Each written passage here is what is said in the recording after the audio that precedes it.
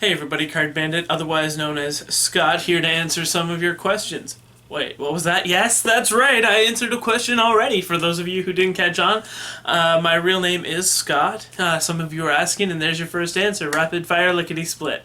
Let's get on to the next one. So some of you also asked me my age. Now, while some people might take offense to that, I don't. I'm not that old. It's not like I'm going to be shaking a cane at you telling you to get off my lawn. You dang kids, get off my property!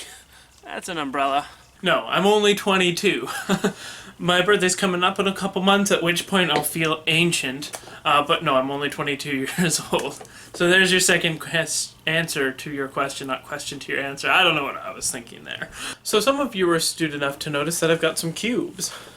Am I a cuber? No, I would not consider myself a cuber. I cannot do the Rubik's Cube like in 10 or 12 seconds flat. It was something to keep my hands busy while I was in class, similar to cardistry, except I got into Rubik's Cubes before cardistry, and then I found cardistry and the variations were different, and it was much quieter, so people really appreciated when I wasn't doing this in class. But my fastest time for solving a Rubik's Cube is 28 seconds, but I average out roughly around 38, so 10 seconds faster. So I'm not like super fast, but I can do it decently quickly. But anyway, I guess that answered that question right there. I have really got to stop throwing stuff around. Alright, and some of you guys had questions about what types of decks of cards I used, like my first deck of cards, just a whole bunch of different questions on decks of cards. So I'm going to switch up the angle on you so we can get a look at some of the decks of cards that you have questions about. So one of you asked if I still had my first deck of cards, and yes, I do. This is it right here. I got it when I was around 6 years old from the Toronto Zoo, and I just thought it was a really practical souvenir to get. No, I don't use it. As you can see, it's old and sort of crimped to all to hell, but I get real nostalgia feelings looking at it now. It reminds me of long family car rides where I'd always lose every single card game, but we used to play cards for hours when we were on long family car rides.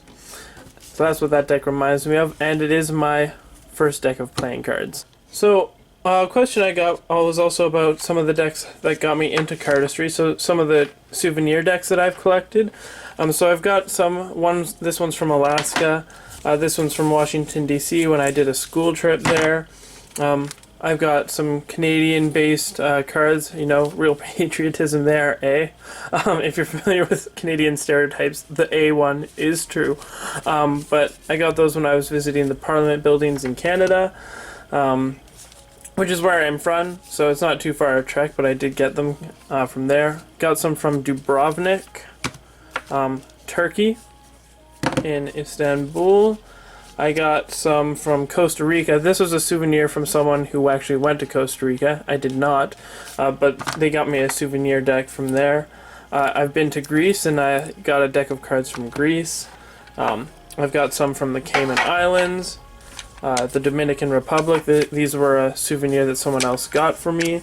Got some from Toronto in Canada, and then these ones I got when I was like in elementary school from an old 1800s fort here in Canada as well. So I've been quite a few places around the Mediterranean and in the States as well, but those are just some of the decks that I had around, and they were sort of the mechanism that made me want to learn cardistry, because I had quite a few decks on me. As you can see, I was like, I've got so many.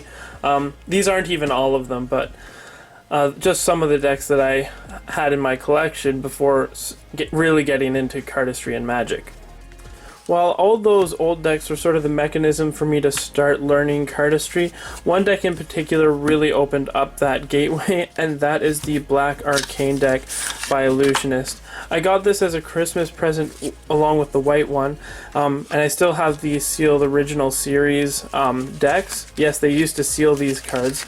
I have the original series with the UV500 airflow and everything, but this deck right here was the one that really opened up a lot of possibilities with cardistry and magic, because I didn't know a deck of cards could look this stunning or beautiful or handle that well.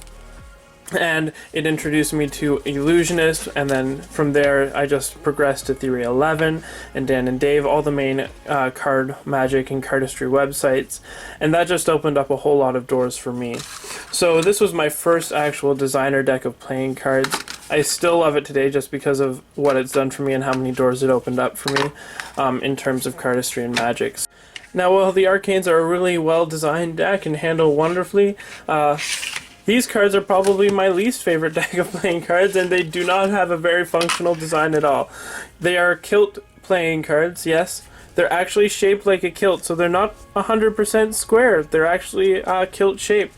So that makes them pretty much impossible to do anything with. The stock is pretty cheap, and they're also plastic coated.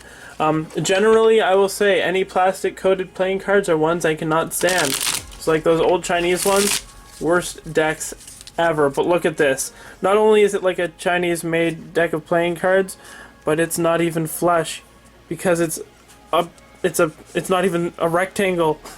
It's a trapezoid. Look at that. How can you handle that? You can't. You can't handle that deck of cards. I could try and do some cuts with it, but it just wouldn't work. So that's probably my least favorite deck of cards, especially in terms of handling. So getting rid of those, we're going to move on to some of my favorite decks of playing cards. So these are some of the decks of playing cards that I really use for cardistry. Some I use for magic, but these are the ones that I'm really rocking out right now. As you can see, I've got the Virtuoso Spring Summer 2016 deck, Monarchs, Irregular Tally Hos. I've got the Red Saturn's deck, the Polaris Solar deck, and the Smoke and Mirrors Dan and Dave decks right there. So these ones right here are some of my favorite decks that I've really been using a lot. You'll notice that those three I used in my my cardistry video Blossom, but I really enjoy all these decks of cards right now. These are probably my top 6 decks of playing cards. I just enjoy the handling of them, the feel, and the look. In terms of which ones are better, I know someone asked whether I liked the Verts, the Smoke and Mirrors, or Fontaines better. I just didn't like the look of the Fontaines, so I probably will never get a deck of Fontaines. Just my personal preference. I think overall, in terms of Verts and Smoke and Mirrors, I like the stock of the Smoke and Mirrors a little bit better because it's easier for card cuts, but I like the look overall of the Virtuoso ones. So I think if I'm going to choose a top deck, it's probably going to be Virtuoso, but the Smoke and Mirrors is coming really close there. It does challenge it quite a bit. Alright, and that was pretty much the first Q&A. If you have any questions below, feel free to leave them in the comments section. If I didn't get to your question from last week, you can even copy and paste it in, and I'll try and answer it in the following week. But that's pretty much it. I just wanted to leave you with a question on my end. I was just wondering if there was anything you guys thought that I could do to improve my channel. I really enjoy giving you guys content you like, and I really enjoy always improving my videos to make them better and to create a better channel for you guys to watch. So if there's anything you think you can improve on or that you want to see from this channel, also leave that in the comment section below. Thank you guys so much, and I will catch you later.